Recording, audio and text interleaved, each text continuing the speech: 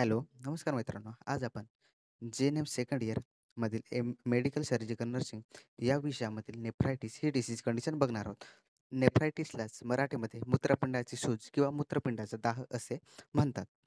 आता आपण नेफ्रायटिसची डेफिनेशन बघूया. Infection and inflammation of the kidney is called nephritis. Nephritis म्हणजे काय तर मूत्रपिंडाला सूज येणे किंवा मूत्रपिंडामध्ये जीवाणूंमुळे संसर्ग होणे. त्यालाच मूत्रपिंडाचा दाह किंवा मूत्रपिंडाची सूज असे म्हणतात. आता आपण नेफ्रायटिसची कारणे बघूया. म्हणजे अशी कोणती कारणे ज्याच्यामुळे नेफ्रायटिस होऊ शकतो किंवा मूत्रपिंडाला संसर्ग होऊ शकतो. तर पहिलं कारण आहे बॅक्टेरियल इन्फेक्शन किंवा जीवाणूंचा संसर्ग.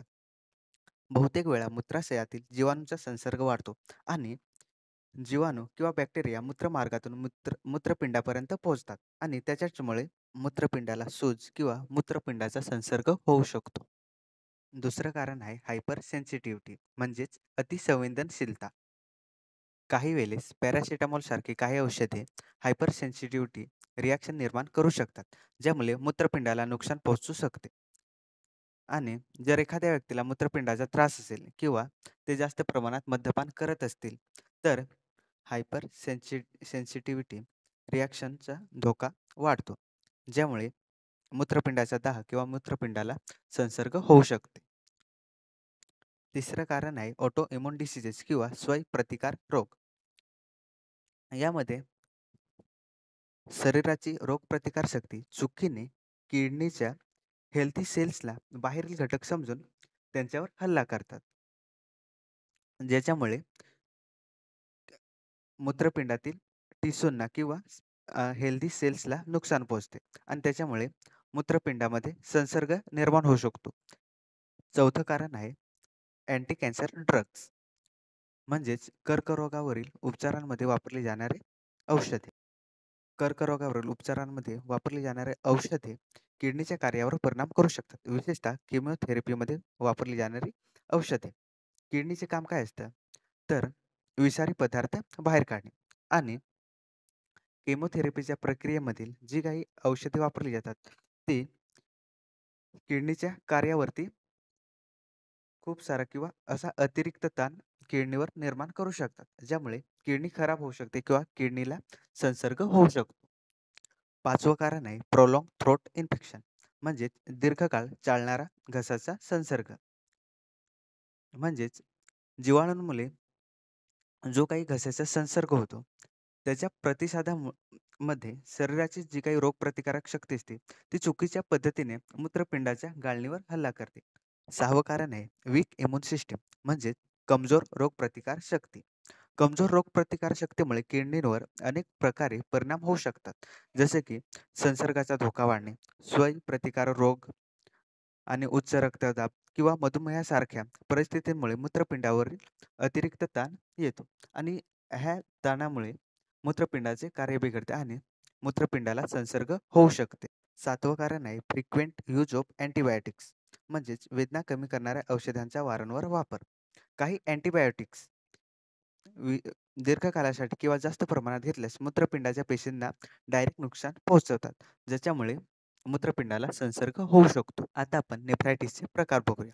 मेनली नेफ्रायटिसचे 2 प्रकार असतात. ॲक्यूट नेफ्रायटिस आणि क्रोनिक नेफ्रायटिस. ॲक्यूट नेफ्रायटिस म्हणजे मूत्रपिंडाला अचानक आलेली सूज किंवा मूत्रपिंडाचा दाह, ज्यामुळे लघवीमध्ये बदल होतो आणि हातापायांवर सूज येते. आणि क्रोनिक नेफ्रायटिस म्हणजे मूत्रपिंडाचा जुनाट दाह म्हणजेच दीर्घकाळापर्यंत असणारे मूत्रपिंडाचे संसर्ग, ज्यामुळे लघवी करण्याच्या सवयीमध्ये बदल होतो आणि लघवीचा कलर चेंज होतो. तसेच हातापायांवर सूज येते. क्रोनिक नेफ्रायटिसमध्ये संसर्ग हळू-हळू वाढत जातात आणि ते दीर्घकाळापर्यंत शरीरामध्ये प्रेझेंट असतात. यालाच क्रोनिक नेफ्रायटिस असे म्हणतात. आता आपण नेफ्रायटिसचे साइन अँड सिम्प्टम्स म्हणजे चिन्ह आणि लक्षणे बघूया. पहिलं लक्षण आहे क्लाउडी युरिन म्हणजेच गढूळ लघवी. मूत्रपिंडाला आलेल्या सूजेमुळे मूत्रपिंडातून रक्त आणि प्रथिने बाहेर पडतात. त्याच्यामुळे लघवीचा रंग हा गढूळ होतो किंवा लघवीच्या रंगामध्ये बदल होतो. दुसरं लक्षण आहे वेट गेन म्हणजेच वजन वाढणे. नेफ्रायटिसमध्ये वजन वाढते, कारण मूत्रपिंडाच्या बिघाडामुळे शरीर पाणी आणि सोडियम बॉडीमध्ये साठवून ठेवते. त्याच्यामुळे वजन वाढते. तिसरं लक्षण आहे पुयुरिया म्हणजे लघवीत पू असणे. नेफ्रायटिसमध्ये मूत्रपिंडाला सूज येते किंवा मूत्रपिंडाला संसर्ग होतो. शरीरातील रोगप्रतिकारक शक्ती या संसर्गाशी लढण्यासाठी पांढऱ्या रक्तपेशी मूत्रपिंडात पाठवतात. या पेशी आणि मृत्यू जंतू मूत्रवाटे बाहेर पडतात, ज्यामुळे लघवीमध्ये पू असतो किंवा पुयुरिया होतो. चौथं लक्षण आहे हायपरटेन्शन म्हणजेच उच्च रक्तदाब. किडनीचं काम काय असतं तर जे काही बॉडीमध्ये अतिरिक्त जमा झालेले पाणी किंवा सोडियम असतं ते शरीराबाहेर टाकणे. पण नेफ्रायटिसमध्ये किडनीला सूज येते. त्यामुळे किडनी व्यवस्थित वर्क करू शकत नाही किंवा शरीरामध्ये जे काही अतिरिक्त साठलेले पाणी किंवा द्रव आहे ते शरीराबाहेर टाकत नाही आणि ह्या अतिरिक्त झालेल्या द्रवामुळे शरीराचा रक्तदाब वाढतो. पाचवं लक्षण आहे डिसेप्निया म्हणजे श्वास घेण्यास त्रास होणे. नेफ्रायटिसमुळे धाप लागते कारण मूत्रपिंडाचा संसर्ग झाल्याने ते मूत्रपिंड रक्तातील अतिरिक्त द्रव आणि वेस्ट प्रॉडक्ट फिल्टर करू शकत नाही, ज्यामुळे शरीरात द्रव जमा होते आणि हे अतिरिक्त द्रव फुफ्फुसांमध्ये जमा होऊन श्वसनास त्रास होऊ शकतो. सहावं लक्षण आहे swelling on a hand and leg म्हणजे हातात पायांवर सूज येणे. नेफ्रायटिसमुळे मूत्रपिंडातील जी काही रक्ताची गाळणी असते ती निकामी होते. यामुळे रक्तातील महत्त्वाचे प्रोटीन जसे की अल्बुमिन लघवीपाटे बाहेर पडतात. रक्तातील प्रोटीनची पातळी कमी झाल्यामुळे शरीरातील द्रव पदार्थ रक्तवाहिन्यांमधून बाहेर पडतात आणि ते ऊतींमध्ये जमा होतात. यामुळे चेहऱ्यावर, हातापायांवर आणि शरीराच्या इतर भागांवर सूज येते. सातवं कारण आहे ओलिगोरिया म्हणजे लघवी कमी होणे. नेफ्रायटिसमध्ये मूत्रपिंडाच्या गाळण्याच्या क्षमतेवर परिणाम होतो.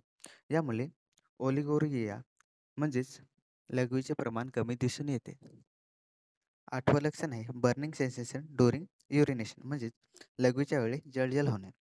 नेफ्रायटिसमुळे मूत्रपिंड कमजोर होते. अशा स्थितीत मूत्रमार्गात बॅक्टेरियांचा संसर्ग होण्याची शक्यता वाढते आणि बॅक्टेरियाचा संसर्ग वाढल्यामुळे किंवा जेव्हा हा संसर्ग मूत्रशयातून मूत्रपिंडापर्यंत पसरतो, तेव्हा लघवी करताना जळजळ जाणवते. नववं लक्षण आहे फिवर म्हणजेच ताप. मूत्रपिंडाला झालेल्या संसर्गामुळे फिवर येऊ शकतो किंवा ताप येऊ शकतो. अवलक्षणे नॉझिया आणि व्हॉमिटिंग म्हणजेच मळमळ आणि उलट्या. नेफ्रायटिसमध्ये मळमळ आणि उलट्या होतात कारण मूत्रपिंड रक्तातील वेस्ट प्रॉडक्ट आणि अतिरिक्त द्रव योग्यरित्या फिल्टर करू शकत नाही आणि यामुळे शरीरात विषारी पदार्थ जमा होतात, ज्यामुळे मळमळ आणि उलट्या यांसारखी लक्षणे दिसतात. 11वं लक्षण आहे लॉस ऑफ अपेटाईट म्हणजे भूक न लागणे. मूत्रपिंडाचे कार्य बिघडल्यामुळे आणि विषारी पदार्थांच्या वाढीमुळे पाचनतंत्रात अडथळे येतात, ज्यामुळे मळमळ आणि उलट्या होतात आणि ह्याच्याचमुळे खाण्याची इच्छा कमी होते किंवा भूक कमी होते. आता आपण डायग्नोस्टिक इव्होल्यूशन बघूया. डायग्नोस्टिक इव्होल्यूशन म्हणजे काय तर नेफ्रायटिसमध्ये कोणकोणत्या तपासण्या किंवा चाचण्या केल्या जातात.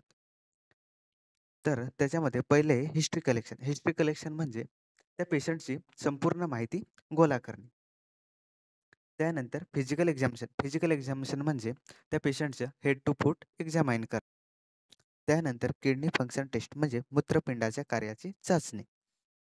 या चाचणीमध्ये किडनी रक्त किती चांगल्या प्रकारे फिल्टर करते आणि रक्तातील कचरा किती प्रमाणात बाहेर टाकते, हे समजण्यासाठी ही चाचणी केली जाते.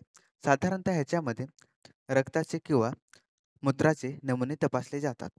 नंतर kidney biopsy. Kidney biopsy biopsy म्हणजे काय तर मूत्रपिंडाच्या तपासणीसाठी किंवा किती प्रमाणात संसर्ग झालेले हे तपासण्यासाठी मूत्रपिंडाचा एक छोटा तुकडा काढण्याची प्रक्रिया.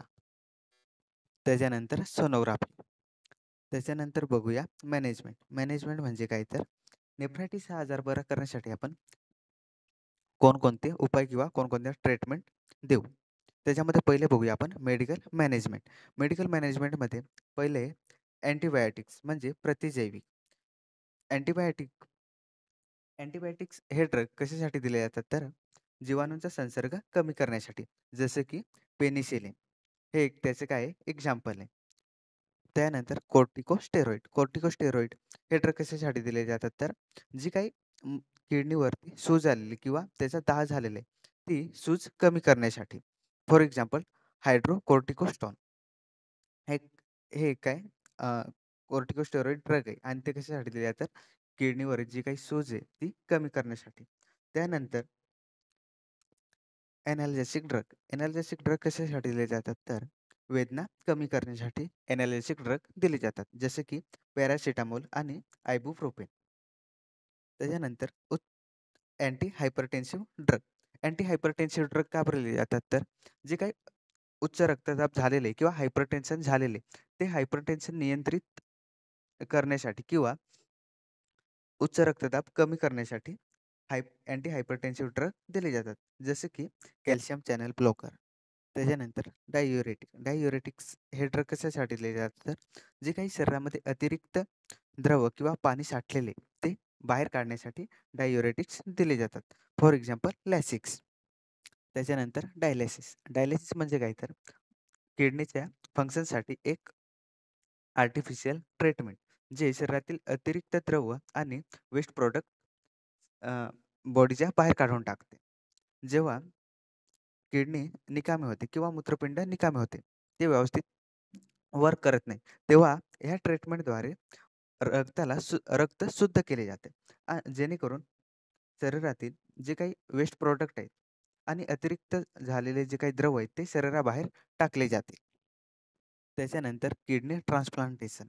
किडनी ट्रान्सप्लांटेशन म्हणजे काय तर जी काही ज्या किडनीला संसर्ग झालेला आहे किंवा जी किडनी निकामी झालेली आहे, त्या किडनीच्या जागी निरोगी किडनी बसवणे. तर अशा प्रकारे आज आपण नेफ्रायटिस या डिसीज कंडिशनबद्दल शिकलो. त्याच्यामध्ये आपण नेफ्रायटिसचे डेफिनेशन, कोजेस, नेफ्रायटिसचे types, sign and symptoms, diagnostic evolution आणि नेफ्रायटिसचं मॅनेजमेंट बघितलं. Thank you.